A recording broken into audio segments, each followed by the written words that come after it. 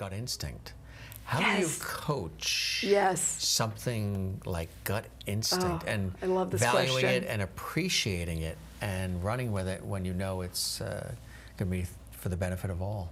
You start out by saying, if I'm making this decision, are my thoughts scattered or calm?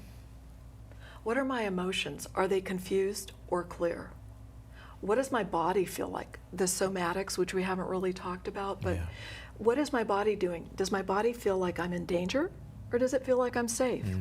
To recognize those things. Yeah, to just do the check through. And then most important, you can say the word on a spiritual level, on a values level. How is this in alignment, honoring this request or working for this company? Is that in alignment with my values or is this dishonoring my values? And where we have to start always is, what are your highest values?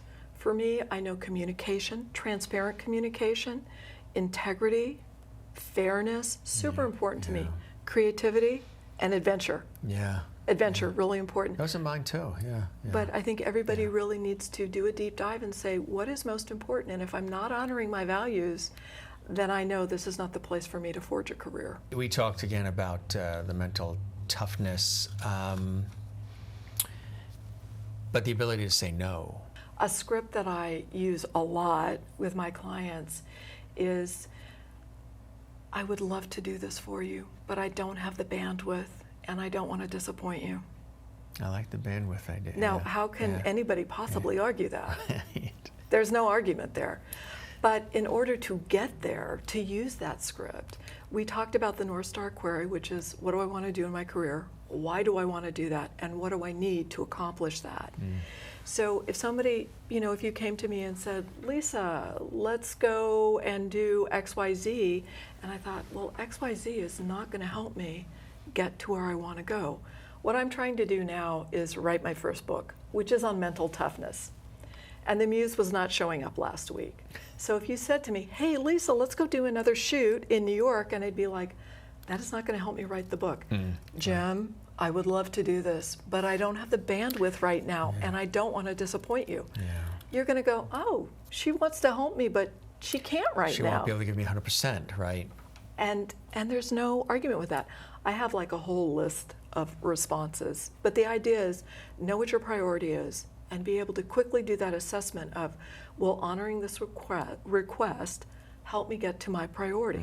If the answer is no, then you need to say no. And when you say no, you're going to feel good because you're working on your priority, not somebody else's. I like the fact that you really stressed too, when we talked about it, maybe we can expand on it, owning your expertise. So important. What's one of the first things that somebody could even do today to take that first step forward to owning your own expertise? Well, it's just sitting down with a piece of blank paper and just asking yourself, what do people ask me for help with? Right? And then just think about, what are those assignments that you're always getting? And then think about what your function is at work and how you're always kind of stepping in to help or direct. And it has to be an honest assessment. And for most women, they're like, oh, but that comes so easily to me. Everybody could do that. No. Not necessarily. No, they keep coming to you for that specific skill set. So you have to be able to, in a very clear-eyed way, without any judgment, look at what you're good at. And mileage helps. I have a lot of mileage on me. Let me just acknowledge that. So I've had a number of years to really say, oh yeah, I'm really good at strategy. I'm really good at negotiation. I am really good at setting up systems. I am really good at processes. I'm really good at quantifying things. And you just have to be able to say, here's what I like to do. This is a talent I have. And this is how I developed it into a skill.